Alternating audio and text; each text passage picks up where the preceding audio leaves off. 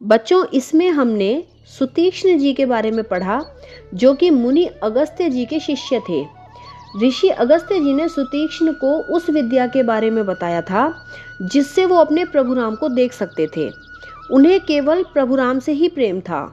उस विद्या को गुरु से सीखने के बाद सुतीक्ष्ण जी गुरु जी से पूछते हैं कि गुरु जी, मैं आपको गुरु दक्षिणा में क्या दूं? तो अगस्त्य मुनि कहते हैं कि सुतीक्ष्ण, तुम यहाँ से चले जाओ। एक दिन प्रभु राम तुमसे मिलने तुम्हारी कुटिया में खुद आएंगे। तब तुम प्रभु राम को लेकर मेरे आश्रम में आ जाना।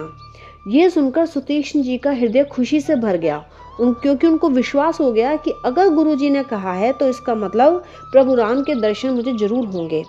बहुत दिनों के इंतजार के बाद जब सुतीक्ष्ण जी को पता चला कि प्रभु राम उनकी कुटिया की ओर आ रहे हैं, तो सुतीक्ष्ण जी सोचने लगे कि मैंने तो सुना है कि प्रभु राम से मिलने के लिए तो बहुत तपस्या करनी पड़ती है, हवन यज्ञ करने पड़ते हैं, तब जाकर प्रभु दर्शन देते हैं। तो मैंने तो कभी ऐसा कुछ नहीं किया, तो क्या मुझे भी प्रभु राम के दर्शन हो पाएंगे? ना मेरे मन में भक्ति है, न ज्ञान है। सुतीक्ष्ण जी सोचने लगे कि ना तो मेरे मन में कोई भक्ति है, न ज्ञान है, पता नहीं भगवान मुझे दर्शन देंगे भी या नहीं। लेकिन प्रभु राम की एक खास बात तो है कि जो केवल प्रभु राम के ही सहारे रहता है, उसे फिर प्रभु राम कभी नहीं छोड़ते, उसे प्रभु बहुत प्यार करते हैं। तो सुतीक्ष्ण जी सोचते हैं, इसका मतलब प्रभु मुझे भी बहुत प्यार करते हैं, क्योंकि मुझे भी प्रभु राम के अलावा और किसी का सहारा नहीं है। मैं भी प्रभु राम के अलावा और किसी के बारे में नहीं सोचता। इसका मतलब तो प्रभु मुझे भी दर्शन देने जरूर आएंगे।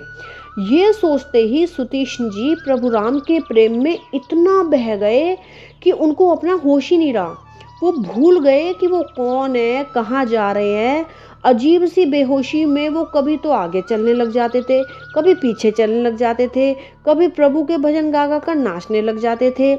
अब सुतीक्ष्ण जी को प्रभु से इतना गहरा प्रेम हो गया कि उनकी स्थिति को प्रभु राम देखकर बड़े खुश हो गए और एक पेड़ की आड़ में से छुप के उनको देखने लग गए। अपने भक्त को इतना प्रेम में देखकर भगवान राम उनके हृदय में प्रकट हो गए। जैसे ही सुतीक्ष्ण जी ने प्रभु को अपने हृदय में देखा, बड़े सुंदर रूप को, वो वहीं के वहीं बैठ गए। उनकी आंखें बंद हो गई। भगवान राम इतने सुंदर लग रहे थे, इतने सुंदर लग रहे थे कि सुतीक्ष्ण जी बस उनको देखते ही जा रहे थे, देखते ही जा रहे थे, बस देखते ही जा रहे थे। तब प्रभु राम उनके पास गए और अपने भक्त का इतना प्रेम देखकर वे बड़े खुश हुए। भगवान राम सुतीक्ष्ण जी के पास गए और उनको जगाने की वो कोशिश करने लगे, लेकिन सुतीक्ष्ण जी तो हृदय में बैठे हुए अपने भगवान राम का बड़े प्रेम से दर्शन कर रहे थे, इसलिए वो जागे ही नहीं। तब भगवान राम ने सुतीक्ष्ण जी के हृदय से अपना सुंदर रूप तो गायब कर दिया और अपना बहुत विशाल रूप, चार भुजाओं वाला रूप प्रकट कर दिया। जैसे ही प्रभु का सुंदर रूप गायब हुआ, सुतीक्ष्ण जी एकदम घबरा गए और उन्होंने एकदम से आंखें खोल दी। जैसे उन्होंने आंखें खोली, उन्होंने अपने सामने माता सीता, भाई लक्ष्मण जी के साथ अपने प्यारे प्रभु श्री राम को खड़े हुए देखा। जैसे किसी लाठी को अगर सहारा ना मिले तो वो कैसे धरती पर बड़ी जोर से गिरती है ना, वैसे ही सुतीक्ष्ण जी भी प्रभु राम के चरणों में एक लाठी की तरह जाकर गिरे। प्रभु राम ने अपने विशाल और मजबूत बाहों से अपने भक्त को उठाया और बहुत प्रेम से उसको हृदय से लगा लिया। फिर थोड़ी देर बाद जब सुतीक्ष्ण जी को थोड़ा होश आया, तो वो बड़े प्रेम से प्रभु को अपने आश्रम के अंदर लेकर गए और उनकी खूब पूजा की। फिर सुतीक्ष्ण जी ने कहा कि प्रभु, मैं ज़्यादा समझदार तो नहीं हूँ, बहुत बुद्धिमान तो नहीं हूँ, इसलिए मुझे बताइए कि मैं कैसे आपकी भक्ति करूँ, मैं ऐसा क्या करूँ मैं आपको कभी ना भूलूँ। उसकी बात सुनकर प्रभु राम धीरे धीरे मुस्कुराने लगे। तब भगवान राम ने उनसे कहा कि हे मुनि, मैं तुम्हें आशीर्वाद देता हूँ कि तुम्हें अपने आप सारा ज्ञान हो जाएगा, तुम मेरे भक्त हो जाओगे, अब तुम्हें मैं हमेशा याद रहूँगा। तब सुतीक्ष्ण जी ने कहा कि प्रभु, ये वरदान तो आपने मुझे दिया है, अब एक वरदान मैं भी तो मांगूंगा।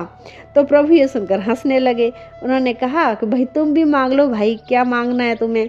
तब सुतीक्ष्ण जी ने कहा कि प्रभु, मुझे वरदान दो कि आप अपने भाई लक्ष्मण जी और पत्नी सीता जी सहित धनुष बाण हाथ में लेकर हमेशा के लिए मेरे हृदय में बैठ जाएं। तब भगवान राम ने खुश होकर उनको यही वरदान दिया और अपने ऐसे प्यारे भक्त से खुश होकर आगे श्री अगस्त्य मुनि के आश्रम की ओर चल दिए।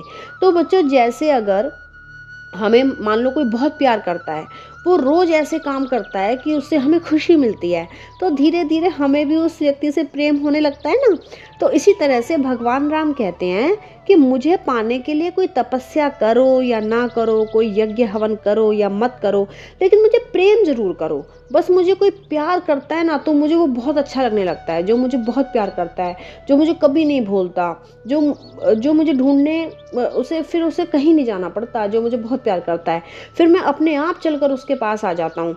जैसे मैं सुतीक्ष्ण जी के पास खुद चलकर आया, जैसे मैं शरभंग ऋषि के पास चलकर आया, जैसे मैं माँ शबरी के पास अपने आप आ गया, जैसे मैं प्रहलाद जी के पास अपने आप आ गया।